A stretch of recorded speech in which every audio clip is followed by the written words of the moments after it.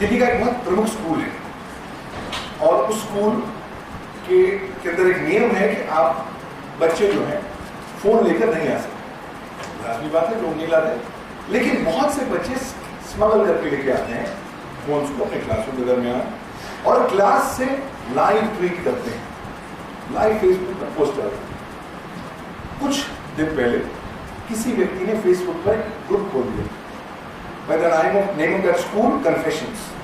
अभी ट्रेंड शुरू हो गया है फेसबुक पर, अलग अलग स्कूल्स की तरह ग्रुप्स खुलने शुरू हो गए हैं, DPS Confessions, FSS Confessions, what your name of your institution and Confessions।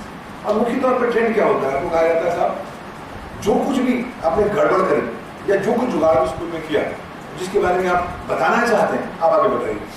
तो होता क्या है कि लोग अपनी एंथुसियाज्म में बहुत सी ऐसी चीजें बताते हैं जो उन्होंने करी, खुराफातें कर रखी हैं, लेकिन वो इंस्टीट्यूशन को एक गलत लाइट में शो करते हैं। यही नहीं, कुछ लोगों ने ग्रुप्स ऐसे बना लिए हैं जहां पर वो स्पेसिफिकली टीचरों के नाम पर फॉल्स अकाउंट खोलते हैं।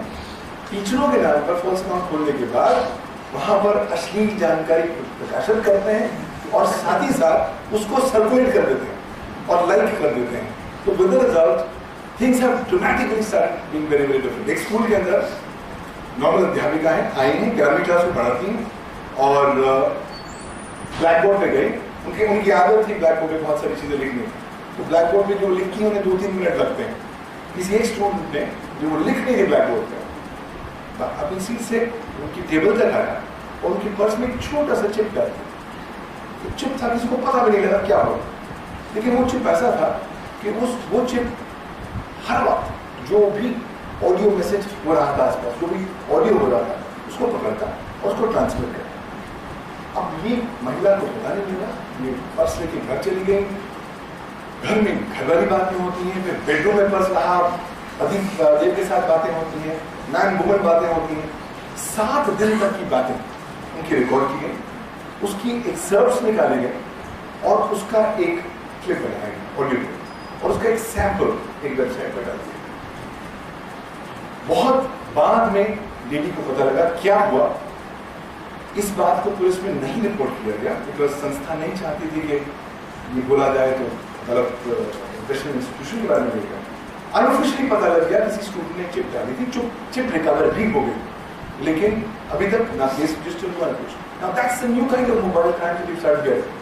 Imagine a student putting a chip on a professor's purse and listening to all his private conversations in the night with her husband or whatever. That's the new trend that's currently happening. So, कुछ बुनियादी चीजें बदल रही हैं. I want just sensitize and flag certain things that are currently happening. If you are on any social media website, be very, very careful. Because earlier on, the perception was cyber law is way in the horizon, it's not going to touch you. Now, you have to be very careful.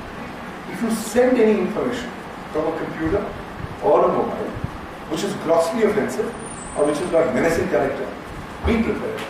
It is going to potentially put you to jail for 3 years and fine up to 5 lakh rupees. Now, when Balasaheb Thackeray died, and Shaheen Dhanda merely wrote one thing: why should Bombay be closed because of the death of one leader? And Renu Srinivasan just liking it. Those 2 girls were arrested under Section 66A of the Information Technology Act 2000, and more significantly, that created a huge furore. Well, it was thanks to a lot of media pressure and social media activities that currently the government of Maharashtra blocked those proceedings. But then the legality of Section 66 of the IT Act came to be challenged, and it's currently being challenged in the Supreme Court. But that's not sufficient. You can be tomorrow caught in a variety of circumstances that you will have no clue of. एक लड़के को एक लड़की से मोहब्बत हुई, लेकिन एक तरफा मोहब्बत थी, लड़की को मालूम नहीं था। लड़के को पता लगा लड़की का बर्थडे आ रहा, उसने कहा सब ऐसा है, उसको बर्थडे केक भेज दें।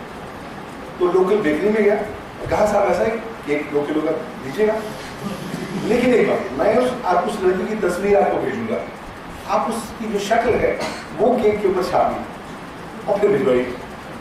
और एनोनिमस से मतलब प्यार मोहब्बत का जो मैसेज था लिख दिया। तो उन्होंने अपने ईमेल अकाउंट से लड़की की तस्वीर इंटरनेट से निकाली अपने ईमेल अकाउंट से बेकरी को भेज दी। बेकरी ने उस तस्वीर की उस फोटो को छाप दिया और केक को भी भेज दिया। अब यहां तक आपको लगता है कुछ गड़बड़ हुई? नहीं। अब केक जो है लड़की के घर तो पहुंचा, लेकिन लड़की के हाथ में नहीं पहुंचा, लड़की के पिता के हाथ में पहुंचा। यहां तक अभी तक कुछ गड़बड़ हुई? ओके,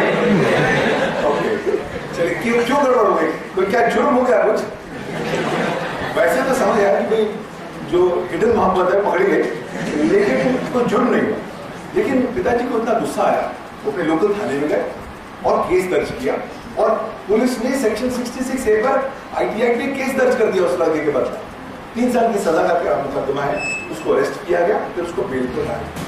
तो मतलब अगर आप कुछ भी इनॉक्यूअस चीज करने वाले हैं, थोड़ा ध्यान से रहिए। क्यों?